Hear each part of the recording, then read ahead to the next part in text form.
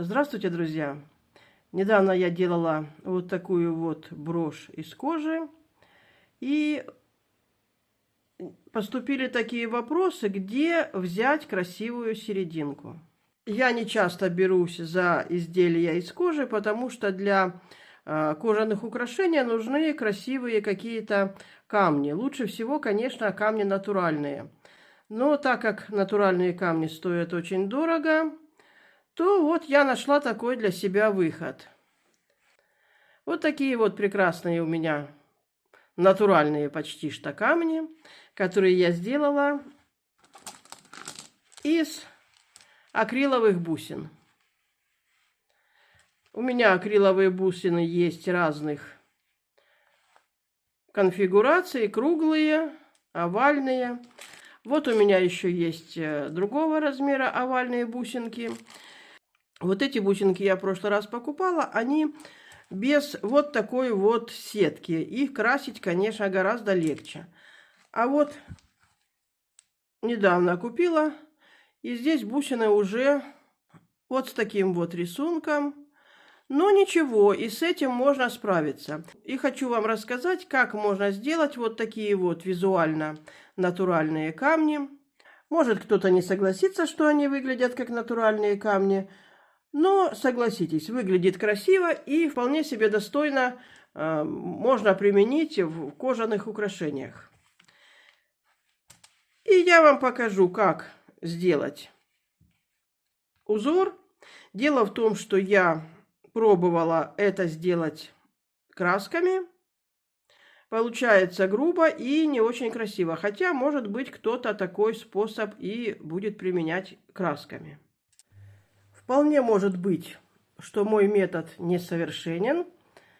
Вот посмотрите, еще я сделала такие. А вот этот камень, он еще не покрыт лаком. Что хочу сказать. После окрашивания вот этот бордовый цвет приобретает вот такой вот оранжевый. И еще при покрытии лаком не стоит сильно нажимать на кисточку. Если нажимать сильно, то появляются вот такие, видите, полосы. Дело в том, что лак сделан на основе растворителя, который растворяет ту краску, которой я крашу. Вот эти камушки выкрашены вот на такой сильно испещренной бусине. Вот так я камушки свои рисую, потом их все вместе собираю и крашу лаком. И давайте я вам покажу, из чего состоит мой метод. Еще раз говорю, этот метод я придумала. Может быть, кто-то придумает лучше. Может, кому-то будет полезно. И кто-то также испытывает, как и я, дефицит в натуральных красивых камнях для кожаных изделий. Пользуюсь я перманентными маркерами. Пробовала фломастерами, фломастеры смываются и не держатся. Вот у меня всего 4 цвета. Ну и для того, чтобы получить, допустим, вот конкретный желтый цвет, конкретно красный, так как я сказала, что красный цвет приобретает оранжевость, я использую вот такие вот акриловые маркеры, которыми расписывают ткани. То есть делаешь на ткани рисунок, проглаживаешь, и можно стирать, он никуда не девается. Если у вас бороздочек не очень много, то можно весь камень и не закрашивать. Но вот как делаю это я? Я, допустим, вот все равно основной цвет у нас красный.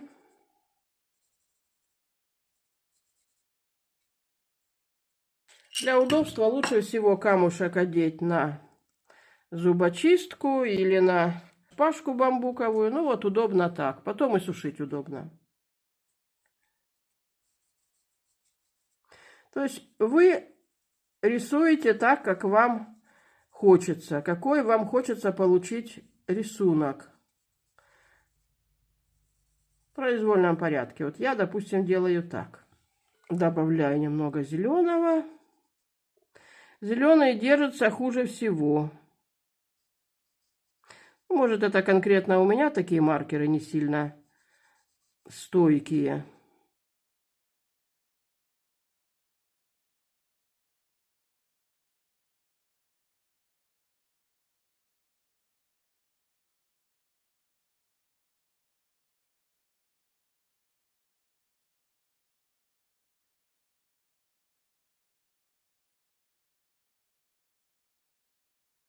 И можно еще применять черный, но с черным надо аккуратно, он действительно очень стойкий, его не так-то легко и смыть. Вот здесь у меня только использовался черный и синий.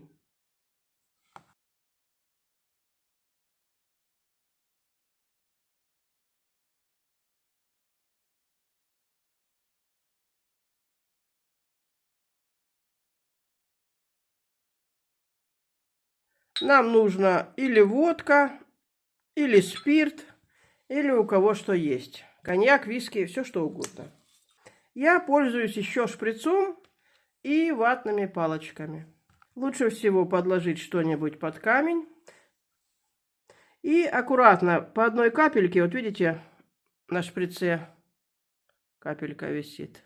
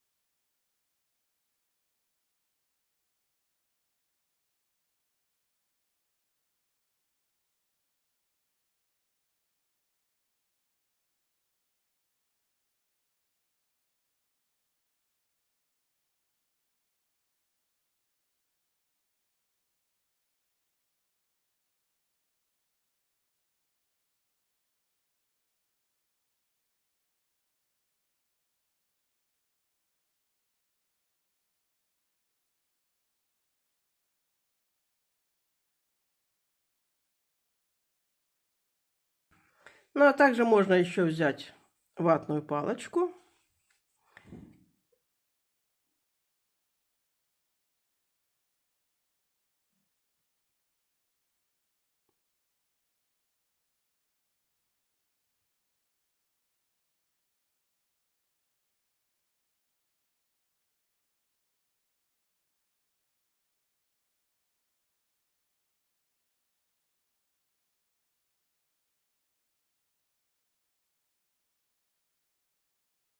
Ну и дальше от того, что вы хотите получить. Хотите более светлый камень, можете вот так палочкой на окрашенных местах ставить капельки. И такие получаются вот, смотрите, получаются вот такие вот пятна. Вот пятна у меня здесь.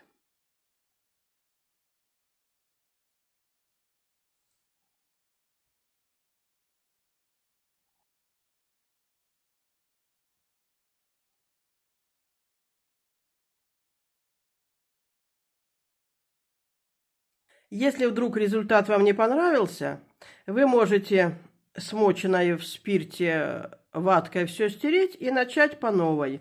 Или вы смотрите, что вы много стерли, допустим, вот здесь. Хочется добавить еще чего-нибудь.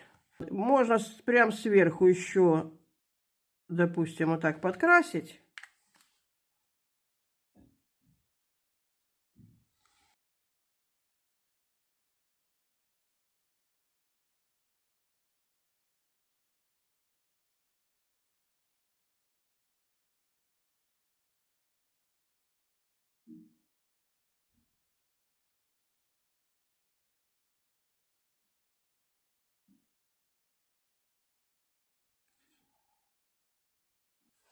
Ну вот примерно так. Так как я сказала, что вот эти вот все бордовые участки приобретут сейчас желтый цвет, а я, допустим, хочу красного добавить. Я беру маркер для текстиля. Эти текстильные маркеры, они не меняют свой цвет под воздействием спирта и лака. Покрываю, так как я покрываю вот этим вот обычным лаком для ногтей, так как он на основе ацетона, он вот этим вот камням придает вот такую вот рыжину.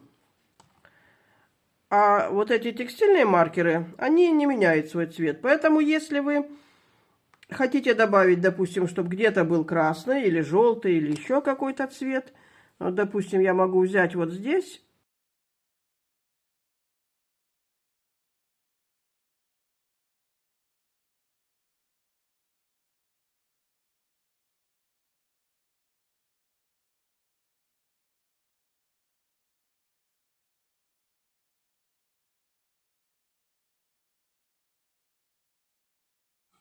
Ну вот, в общем-то, и все. Теперь нужно просушить камень. Ну, хотя он, в принципе, уже то, что мы спиртом протирали, он уже сухой.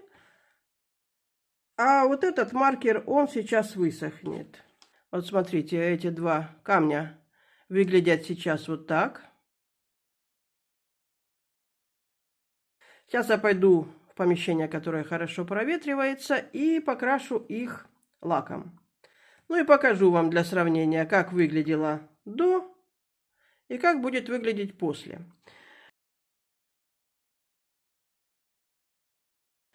Ну и вот смотрите, что у нас получилось.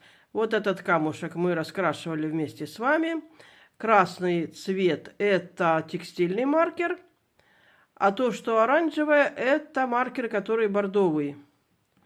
Ну, а вот тот камень, который я красила раньше.